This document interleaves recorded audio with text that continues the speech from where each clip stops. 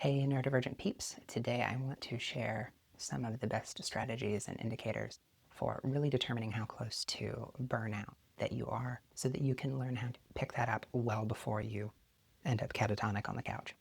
Hi, I'm Dr. Craig. I am an osteopathic neurodivergent physician, healer, love life, everything in power, and coach.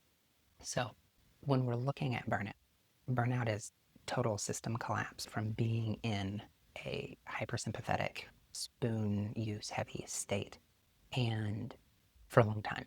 So days and days and weeks and months on end. Basically, your energy requirements and the neurologic stress that you're having to undergo far exceed your ability to cope with it and to recover. So one of the biggest indicators that you're moving into burnout is if you have a good night's sleep and you wake up and you don't feel rested, you still feel tired.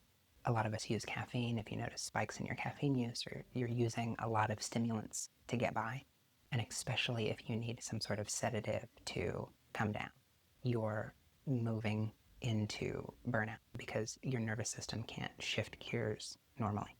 The other thing that you want to look at is things that would have to do with ventral vagal activation. So that's kind of the pleasant part of the vagus as opposed to the dorsal vagus. And if you're unable to relax, if you're unable to generate feelings of kind of the warm fuzzies, oxytocin, if you're having difficulty feeling any sort of emotion, especially if those are things that you were able to do, chances are you are moving into a burnout state. Unfortunately, paradoxically, we are more prone to have hypersympathetic loops. We are more prone to things like looping thoughts, perseveration, and other behaviors that move us further into burnout the more stressed that we get, unless we really patterned and reprogrammed our mind well. So there's a lot that you can do for this, especially if you catch it early. And I don't care what anyone says, burnout is curable, and you don't have to lose your abilities and your skills when you unmask.